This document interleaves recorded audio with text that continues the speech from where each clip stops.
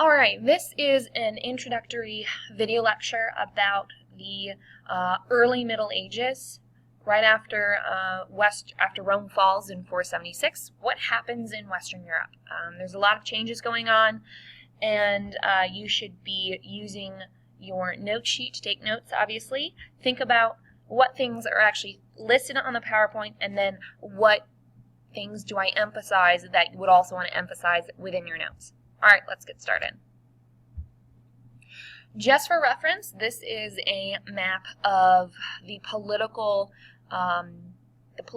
nations that make up Western Europe, what we typically call as Western Europe. That would be the United Kingdom, Ireland, France, Belgium, and Germany. Also included are Italy, Spain, and Austria and Switzerland. So that's what we typically see as Western Europe. This is to review the fall of Rome, what's in and what's out, what's popular and what's not popular. So trade is out. Trade essentially stops after in the Western Empire after Rome is sacked.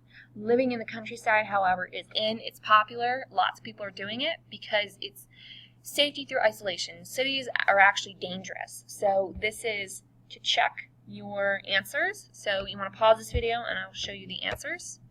There it goes up. Check it. We'll move on. Second half, 8 through 16.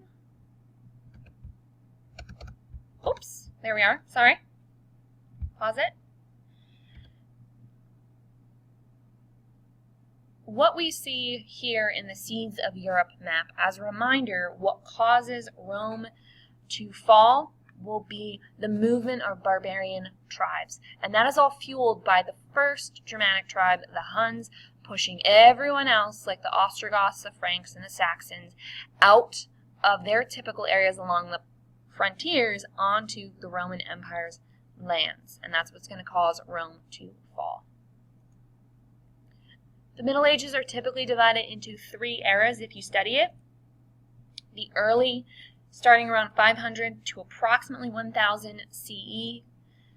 This is personified as being very chaotic, violent, lots of upheavals, people living in isolation.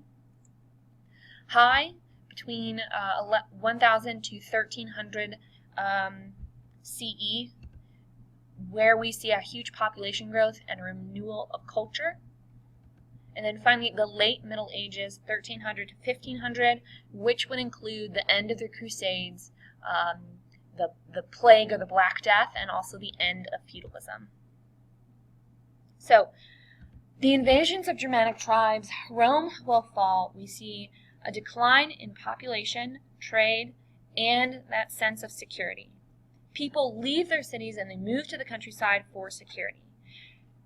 Feudalism will develop as a protective agent against foreign attacks. And we're going to look at feudalism next class. We've already looked at this map, just for a reminder.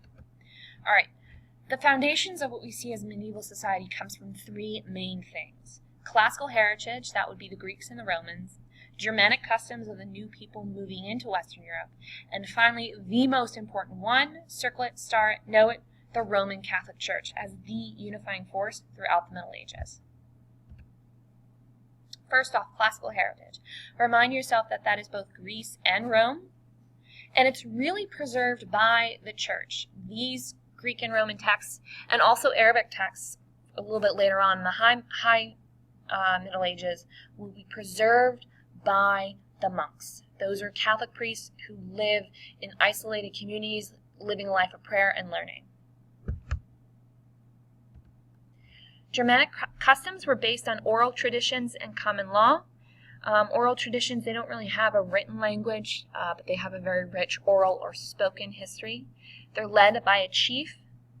And Germanic customs, they believed in constant war and fighting for regional power. And also more typically Viking custom of looting, stealing, plundering villages to expand and gain more riches for your own tribe or clan. Finally, the Roman Catholic Church, the most important one. They are involved in the social, political, and economic life of practically everyone in the Middle Ages. During the Middle Ages, practically everyone is Christian or, more specifically Catholic in Western Europe. How do they spread to the Germanic tribes? This takes a number of years to develop, but it is through the missionaries, Christian believers who go out to preach the gospel, preach about Jesus, and spread the word. And they also preserved Roman culture, mainly through those monasteries. Church hierarchy, you already know this. You should divide up your triangle into 4 levels. At the top, you have the Pope, also known as the Bishop of Rome. He's the leader of the Roman Catholic Church. Under that, you have the cardinals. They typically wear red, and they're kind of considered the princes or the elite of the Catholic Church. They rule over large swaths of land, like the Cardinal of New York will preside over not only just New York, but the whole, New England, North Atlantic area. Then below that, you have your bishops. They will always have a cathedral. That's where they live and preside over. And finally, at the bottom, the local level, you have your priests. They're typically poor as their congregation. And also, you have priests and monks would also be down at the bottom there as well. They're a specific type of priest. The church at the local level, again, I've already said this, the parish priest gives help to the sick and the needy. They preach guidance. They do the day-to-day mass. And they're often as poor as the congregation around them. So you see the bishops, the cardinals, and the pope living in, more wealth, but the parish priest is just as poor as the people that he serves. The church is also the social center of Europe. That's where you went to socialize, talk to your neighbors, as well as being the moral authority of what is right and what is wrong. So an influence of Christian teachings into the secular law, and we'll see examples of that a little bit later on in the unit. All right, monks live in monasteries. That's the male half. Nuns live in convents. Both of them are self-sufficient communities, meaning that they produce everything they need for everyday life. They have their own farm, they have a church, they have a scriptorium where the monks would write things down, would transcribe the Bible. They also have hospitals, dormitories where they live in, a blacksmith to produce things, but they are self-sufficient communities. They are the real place where you actually have learning and preserving of the classical culture, kind of really the only place. They transcribe these things into Latin, the official language of the Roman Catholic Church. So it is also the language of learning. So if you want to be an educated person or be a lawyer, you need to learn Latin. Most of the books that they produce, a specific term is illuminated manuscripts, because they're very elaborately decorated, would be the Bible, but also lives of the saints, little biographies about various Catholic saints, like St. Benedict, for example. St. Benedict is also very important because he wrote a book called The Rule for Monks. He essentially established his monastic life, telling them how they ought to live their life of abstinence, poverty, and obedience. Very, very important in the development of monastic life in the whole process. Speaking of that, you don't need to write this down, but this is the typical day of a life of a monk during the Middle Ages.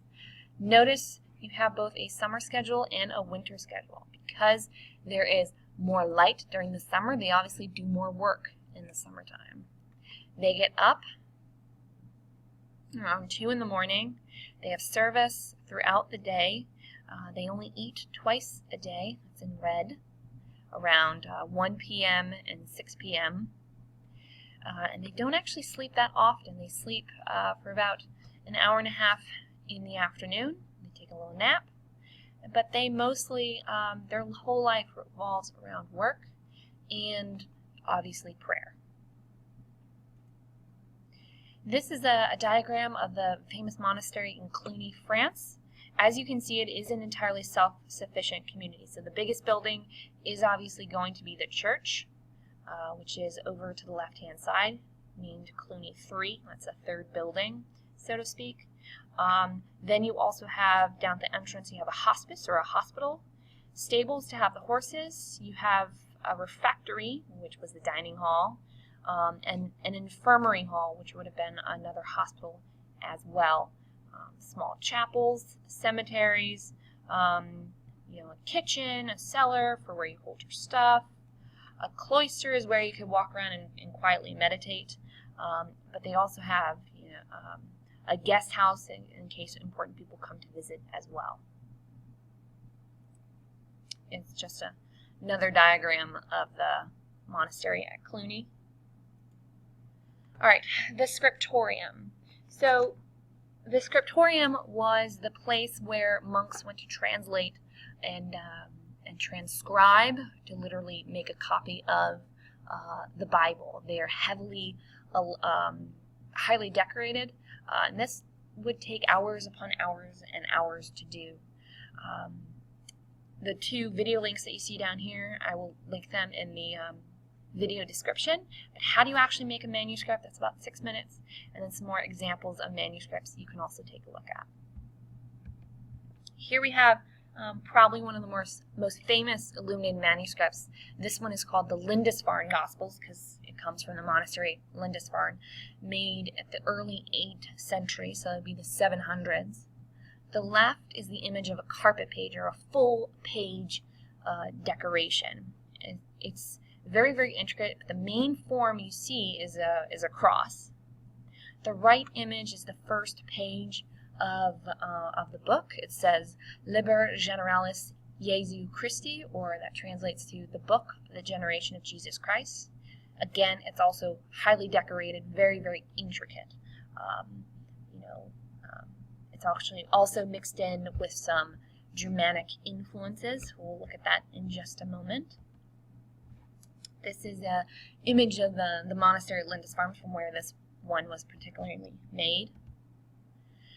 And here are two more pages. The left is an image of the front page of the Gospel of John. So you have an image of St. John. He's usually seen with an eagle. That's a symbol behind his head. He's got a halo. And he's sitting on a bench, and he's actually holding the blank paper from which he's going to write the Gospel of John, which he receives from God, the Holy Spirit. The right image is just a text page. As you can see, it is still very intricate, and this was all hand done, so one person would actually be doing this. Here's a detail of that front page of the Lindisfarne Gospels. They're actually made up of swirling, intricate animals overlapping to create this intertwined image. And this is actually inspired from traditional Germanic customs in England. Here we have, this is a belt buckle. You see the same intricate animals that are done in metal there, and then also another belt buckle as well, very intricate overlapping knots. So we see influences of Germanic designs and Celtic designs on the Catholic Church in terms of decoration. This last part about the Church's political power. The Church and the secular peoples, or the non-church leaders, are very strongly linked. You have canon law, which translates to church law, and there were severe penalties for not following the Pope's direction for a secular leader. First one, there's excommunication. That's literally to kick someone out from the church, to deny them the sacraments. That's for one person. To put that over an entire area, let's say a county or a country, is called the interdict. And that is even worse because it's a much more widespread problem, or excommunication, really. The church also gains power and wealth through the church tithe, which would be a tax that you would pay. And by the end of the Middle Ages, they own about 1/3 of the land in Western Europe. All right, that's it. Political changes will be in another PowerPoint. Please go back and review. See you later, guys.